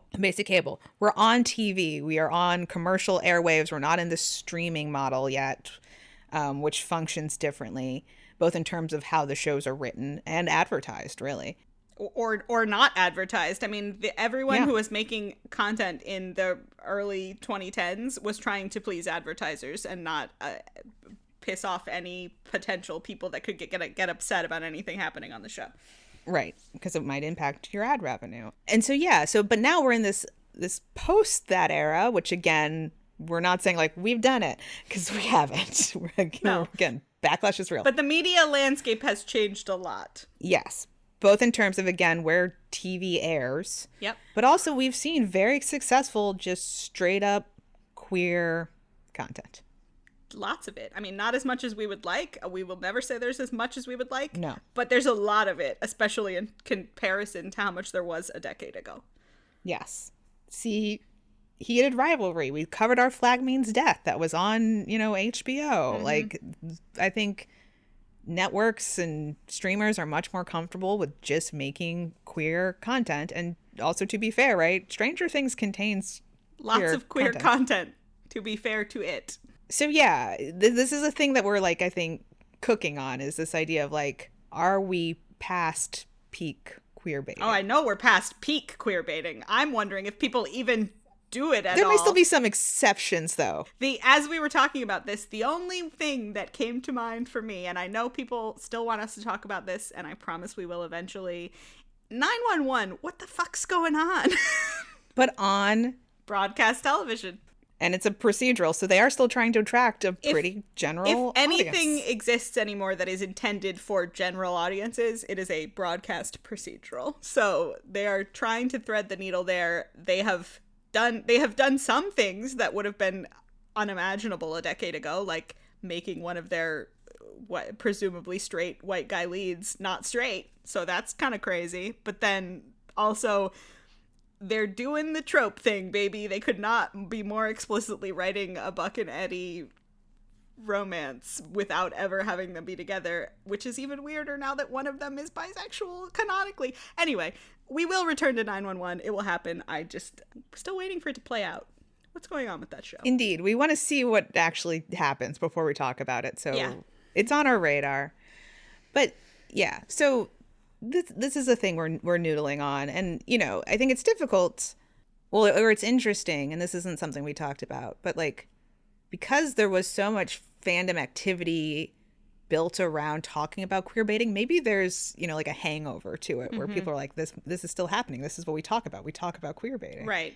Although, I don't know. As happens on the internet, things start to lose their meaning as they are discussed on the internet, and what was initially a pretty well understood term among fandom, now I don't think queerbaiting really has that much of a meaning, since we see people all the time talking about, like, is this celebrity queerbaiting about their own sexuality? And you're like, no, that's not a thing.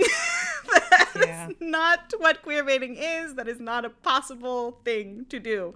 So I just think people have sort of lost any sense of, like, what is queerbaiting. And maybe part of that is that there aren't that many real examples where you can point to it and be like, this is what queerbaiting is. So people are just like, I don't know, anything that is has anything to do with anything queer is maybe queerbaiting. I don't know.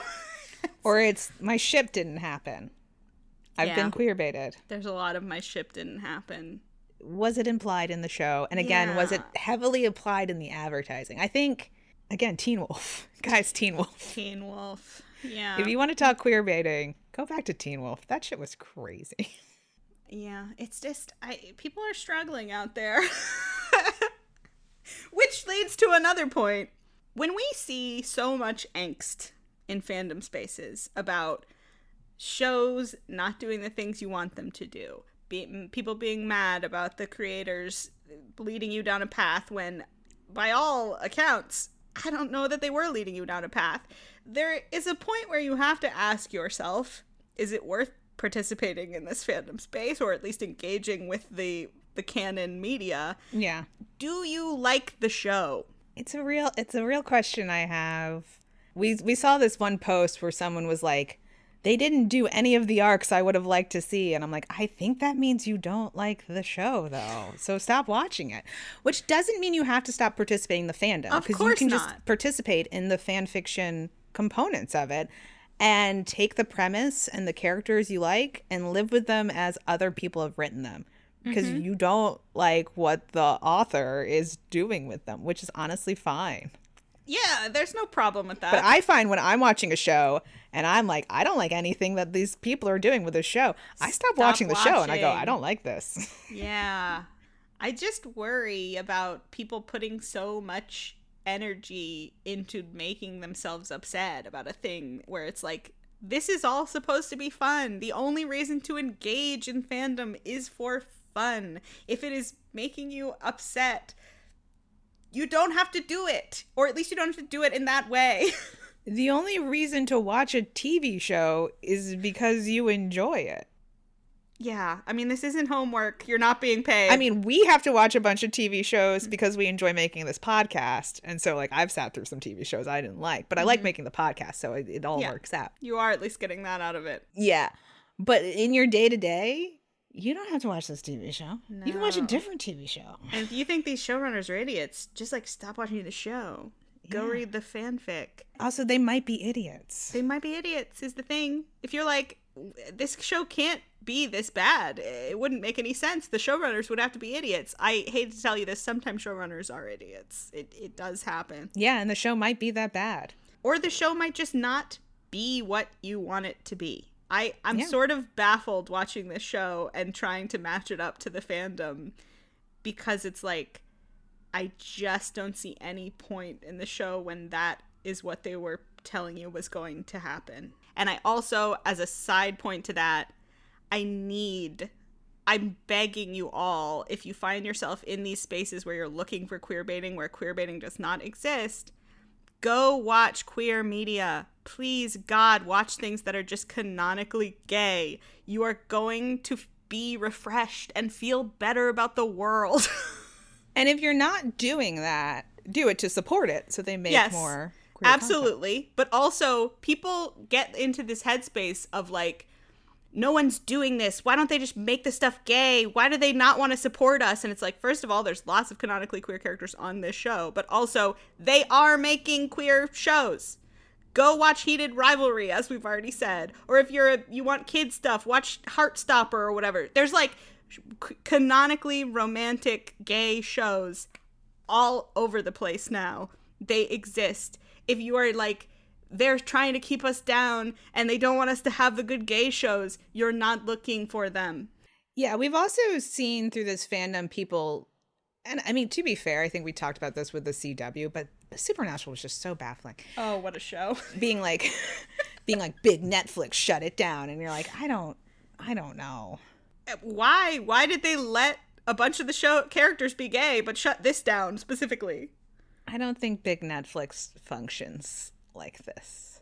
This is not the 90s with DS9 where the writers were like, can we make Eric and Bashir gay? And they were like, no. Yeah, that's also the thing, is to me, that kind of stuff has happened throughout history. It is a real thing that used to happen. I just don't think it's a thing that happens now, like the way that people imagine it does. Well, television doesn't operate the way it used to. If you are watching this show not for silly little 80s references, watching Steve be the great Harrington in every way, watching Steve in that cute little sailor outfit, exactly, and just being like, well, I guess there's gonna be some crazy fighting of monsters. Okay, how will they get out of it this season? Like, that is the only way to interact with this show in a way that will be pleasing to you. Mm-hmm. If you are watching this show for like deep meaning, symbolism, or honestly any sort of like relationship payoff, that's not what this show cares about. I will say, like, you should honestly just be impressed the Duffers did a Will arc, because there's none of the characters have arcs. The finale was crazy because it was like they were trying to wrap up the show's themes, and I was like, this show had no themes. What themes? That's what I think is kind of crazy. Like, not that I care to go out of my way to feel bad for the Duffers, because who gives a shit? They don't even care about this show. But I will say one of the strongest points of the show, arc-wise, is Will's sexuality arc. So I think it's really crazy that people have come at them for their handling of one thing they did successfully making the show that carried through multiple seasons. It's the one thing they pulled off, and people were like, no. No, you guys completely messed that up. What? It's the only thing they did.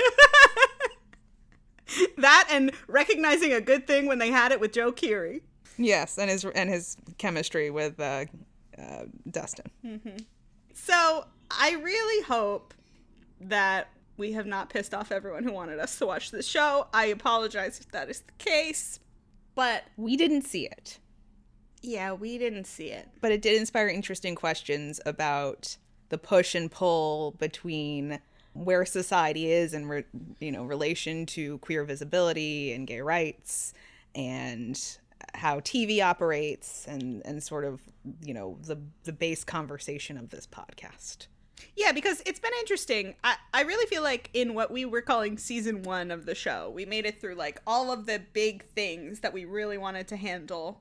And then season 2 has been more exploratory. There's been some old stuff that's been fun, but we also have kind of turned into a podcast that is just like, if it's gay and it's on TV, maybe it's for us. I don't know. So I think part of that is us loosening up our own rules, but part of it also is this thing that we're realizing that we didn't know at the time, which is like, I think it's going out of fashion to queerbait. I don't think people are really doing it that much. Well, I think at the end of season 1, we were like, we've figured it out. We got the whole thing. We know how this works. And now we're like deep into what we're calling season 2, which is an endless season. Which has been like 3 years long. Yeah, season 2 will never end. It's kind of like modern television. We're doing a 4-hour finale. Yeah. And yeah, we're discovering something new. I mean, again, I think this is a real question for us. I don't know that we've like decided it's true, but it's interesting to think about. A thing that has been in the back of my mind for quite some time with all this modern television. Yes. I have 2 stray thoughts. Yep. 1, we've seen a lot of people accuse the whole Will painting thing as being a Cyrano trope. That's not what happens in Cyrano de Bergerac. So we should say in the show, what is claimed when Will gives the painting to Mike, he says, so that Mike will not suspect him of having gay thoughts, says, Elle asked me to paint it for you. She suggested it. Yes. But what happens in Cyrano de Bergerac is the person who is the ultimate love interest is in the background with the person who is not the ultimate love interest in the foreground. So in order for this to be a Cyrano trope, it would have to be Elle saying that she did it. Yeah, it would be her presenting the painting that Will painted and saying, I made this for you, when really it was Will with the secret feelings who had made it on behalf of her. Yes. So if you are not familiar with Cyrano de Bergerac, don't feel like you need to read the whole book. Just watch the Wishbone episode. It's great. It has a cute little dog in it. Mm-hmm. If there's any work of classic literature that you want to know more about, there's probably a Wishbone episode, so. And get into that, because Wishbone rules. Also, speaking of the 90s, our favorite time, if you want to watch a great little show, which I think is a better show about creepy goings-on in Indiana, check out Erie, Indiana, which was a 1-season show, I believe. Maybe it was 2 seasons. That's Erie with 2 or with 3 E's. Yes. Eerie. It's really creepy. Mm-hmm. It's Erie, Indiana. It stars the kid who was the main character in Hocus Pocus, Omri Katz, and he moves to this little suburban town in Indiana, and stuff is strange there. Stranger and stranger. Stranger and stranger. It's great. So those are just some other stray thoughts. Watch the Cyrano de Bergerac episode of Wishbone and Erie, Indiana. That's everyone's homework before the next episode. Yeah. So I guess any other stray thoughts from you, Medlin? Again, I think we both are again like I know we just did Arcane and we're like, I don't know, and now we're like, I don't know. So hopefully this was fine. You know, we just want everyone to ground themselves. Just like take a step back. Yeah. Think about how the world works, operates, but also we want everyone to chill out. Like we want everyone to be happy and watching television and having a good time. My main point is I just want everyone to realize that watching TV is for fun. That's the only reason any of us are here. It's called entertainment. You need to be entertained. That's the reason to take part in it. And we control our own interactions with media. So if you're having a bad time, this is one of the only cases in life where you can be like, if you're not happy, just be happy. Just get out of there. And again, I know we've also talked about things that we've watched and it has made us angry. Supernatural. But I think the thing with Supernatural is you're having a good time for 15 years. Of course. It's really hard when you're having a good time for a long time and then at the end you're like, oh. They took one episode to make that the worst ending I've ever seen. Shocking. I've been having such a good time know how for they 15 did that. years. Yikes. So, yeah, I mean, but Supernatural is the test case for all things queerbaiting because it is like the most amazing queerbaiting I've ever seen in my entire life. But that is also a case where we got to the third to last episode. A crazy thing happened. We were like, oh my God, they're going to give us the ending I never thought we would get. This is incredible. They didn't do it. And so all we had to do was be like, take to AO3, everybody. There's like 1,000 fix there. Just go make it better for yourself. That's what fandom is for. They didn't all sit around being like, there must be a secret real ending that's good. It honestly is amazing that there was not more of that with Supernatural. All the Supernatural fans just kind of like packed it up and were like, damn. We've been there for 15 years. We know what these showrunners are like. Well, I also wonder, right? Because all the Supernatural, if you were a Supernatural fan, you lived through John Locke. Yeah. I mean, if you were a Supernatural fan and you were there from the beginning, you lived through all kinds of shit. Like, you're an adult person. So then you were just like, damn. That sucks. That was my reaction. I mean, I'm someone who, like, I don't think I'm a complete rube being tricked by the showrunners of things, but I watched the cast coming out episode and I was like, come on, guys, they're going to have to give us a satisfying ending in the finale. They've set it up in so many ways. The finale happened. And we went, damn. Yeah, and I just went, damn. But, you know, again, we weren't like, there has to be a secret episode. We were just like, wow, they did a bad job. I've never seen anyone fumble an ending so badly. They did a bad job. Yeah, and that's the thing. People do bad jobs. Sometimes writers do a bad job, and it's okay to be like, that was just bad. Mm-hmm. But you know what? Me and my friends, we can make it better. Yeah. Okay, well, we must ask the questions, of course. Is it queer baiting, queer coding, or queer canon? Steve and Eddie. Well, do you want to talk about the handkerchief? Oh, wait, we didn't even talk about the handkerchief. That's the best thing that exists. So, Eddie is into, like, heavy metal music. Obviously, he's talking about Black Sabbath, and, like, he dresses very much in that character. He wears a lot of black, and he's, like, denim vests and pins and stuff. And part of his look is that he has this black handkerchief in his back pocket, which I'm sure was for looking like a metal guy reasons. But I don't know if people are aware of this thing called flagging, which is something that I don't think is that common anymore because people can just be gay in most places. But it was a way in the 80s and other times before that even for gay people to be in usually publicly somewhat queer spaces. You wouldn't just be doing this in like your day-to-day life, but a way to signal to other gay people both that they were gay and interested in gay stuff, but also like what kind of gay stuff they're interested in.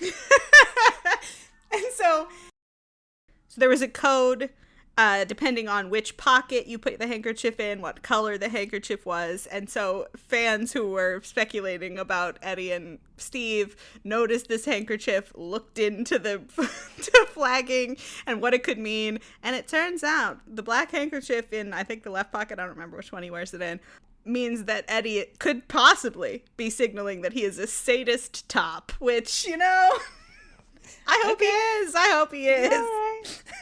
Nice. So perhaps a little bit of queer coding. Unintentional, possibly, but you know what? Maybe. Anyway, the two of them, I don't know that it's really any of these things other than actors having chemistry with each other. What if you gender swapped them? Would they Eddie be a still couple? dies, Well, right? Eddie would be dead, so that's a real bummer for him. That's hard. Although it would be interesting if Eddie was a girl and Steve and Eddie had some sort of like actual, I don't know if they would have gotten together, but like, you know, maybe they're interested in each other, and then Eddie dies, and then Steve is going to be just as sad as Dustin in season 5, or yeah. But is it a different dynamic if Dustin has an older female friend? No, that would be weird. That doesn't work. Yeah. Dustin doesn't need any older female friends. And imagine a girl running the D&D club. That's crazy. That would be in the cool, 80s. actually. That would be very subversive. Yeah. Anyway, probably not. I don't think they would be a couple. I think Eddie would be dead. What about Will? Will and what about Will and Mike? Queer baiting, queer coding, queer canon. Will is queer canon. Yep. Mike is straight. Straight canon. Straight canon. He's in love with Elle. I was saying to you earlier, obviously I assume all Will and Mike fics have a, and this is true in the Steve and Eddie fics too, a lot of them have an arc of Steve being like, bisexuality is a thing, and so I assume all of these ones are Mike being like, maybe I can be interested in boys and girls. And as a long time, have you considered they might be bisexual person, don't think Mike is bisexual. No, I think like the reality is, if you and I had watched this show independent of this podcast, not thinking about it through the specific lens of this podcast, I wouldn't have finished the show, and neither of us would have walked away and been like, that kid, I don't know, there was something there. No, I don't think it was there. So I'm gonna go with queer canon in terms of Will, but queer unrequited canon. Yep. So why isn't it canon? I think it's quite clear the Duffers, once they decided that this was going to be an arc for Will, this was the arc they decided for Will. They were clearly always writing Mike and Elle as a couple. They said they block out all the noise. They might have known that people were like, we don't even listen to the haters. And they were like, we don't want to. No, and also, by the end, we hate this show. Let us go. Please release us. Let us be free. Release us from Stranger Things, please. All right. So how do we feel about this queerbaiting on a scale of 1 to 5? 5 being unrepentant, malicious queerbaiting, and 1 being, I don't know what these fans are talking about. 1. Yeah. 1. Yeah. Again, I truly feel sorry for anyone who is a Byler stan who asked us to do this. I don't see it. Yeah, it was just, I don't know, guys, we're sorry. I don't know, like, yeah, it just didn't seem like it to us. We didn't get it. Unfortunately, if you have to send us a 300 slide PowerPoint to make us see it in the canon, I think you've probably already lost the argument. Well, again, to the point of it being, for me, a general audience and a person who was not very invested in the show, I'm not picking up on any of these clues. I'm not watching the show closely enough. No. So much television is made for people who are not fully paying attention to television now, too. This television included. Yes. This is indeed second screen viewing. Yeah. But yeah, I'm not getting the clues, guys. I don't know about the teddy bear thing. I'm told that this is a blue and yellow couple. I don't even know which one's blue and which one's yellow. Yeah, me neither. Couldn't begin to tell you. Don't remember anything any of them ever wore. I mean, Dean and Cass are blue and green because Cass has blue eyes and Dean has green eyes. Like, make it something easy for me to understand. Beautiful, beautiful green eyes. Remember that person who said that they don't think that Jensen Ackles is attractive because his eyes are too green? I don't remember that. That's a crazy take. It's the weirdest thing I've ever heard anyone say. I mean, it's crazy to be like, Jensen Ackles isn't attractive. Oh, yeah. First of all, stop there because you're crazy. But second of all, because his eyes are too green? Too green? Is that a thing?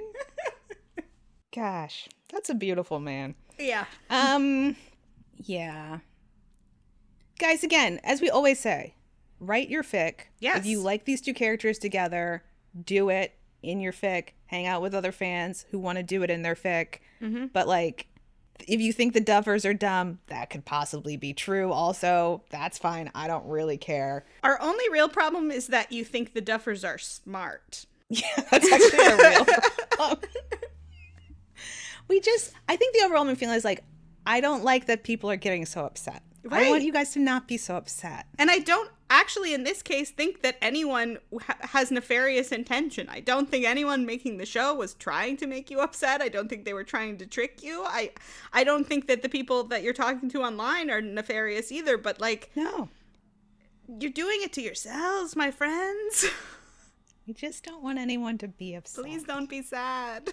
It's just for funsies. It's for funsies, and it's an okay show, and the Duffers aren't that smart. Yeah, and that's okay. Yeah. And if you're like, but why did Mike and Elle not have good chemistry? Because they were cast as children. They were cast as children. It's really hard to do an effective chemistry read with a couple of 11-year-olds. Yeah. But, unless you have anything else to say. No. Speaking of chemistry. Oh, what are we going to talk about next time? Okay, to the point of, we've kind of let the scope of this podcast broaden as a little treat for me. Yep. We're actually going to be talking about heated rivalry. Ooh. Guys, you know, we have our Oscars podcast. We're watching so many movies over there. Oh, yeah, we keep busy. And then we're watching 5 seasons of television or what have you for this yep. podcast. Mm-hmm. So I just don't have a lot of space in my life to watch additional content. So things come out and I'm like, oh, I'd like to watch that show, but I got to watch all these movies. Or I got to watch something for the podcast. So it's a treat to me because, God, I want to see it. Yeah, I baby. want to see it. I've seen the boys doing interviews. I love them. I've seen the clips. I've seen the show several times. I've never seen anything more rewatchable. It's great. I hope Kelsey loves it. And I think we're going to have a real fun time talking about it. Yeah, and this will be good. Because, again, Arcane was a little tough. I truly apologized about the Arcane conversation, but there was no avoiding it. I didn't understand what happened on the show. I'm not sure how people are going to feel about this episode. So to the point of, we want to be having fun. We want to be having a happy, good time. Honestly, just to make ourselves feel better too, if you're a person that suggested this, tell us what you thought. I'm hoping some of you agree with us and just wanted us to talk about the fandom because stuff was happening. But I mean, it's an interesting case. It's really interesting. Study. It's raised a lot of thoughts for us. I do want to know if people were satisfied or not satisfied with this conversation. But that's just a me thing. But yeah, as a treat for ourselves, as a little bit of a palate cleanser, I'm doing what I advised you all to do, and I'm watching something that's canonically gay as hell. Yay. I'm excited. I really do want to see it. I'm very excited to watch it. Yeah. Like I said, I've been taking in all of the media from your boys. Oh yeah. And they're the cutest boys. They're a phenomenon. They've taken the world by storm. It's been a long time since people have gotten this famous this quickly. So yes, we will be doing Heated Rivalry. Excellent. In the meantime, if you have comments, questions, or concerns, you can reach us at ltbkpod@gmail.com. We're on Tumblr at ltbkpod, and we have a Discord that you can find the link to on our Tumblr. If you're enjoying the podcast, tell a friend, leave us a review, and subscribe. The next episode of Let the Boys Kiss will be out in May of 2026.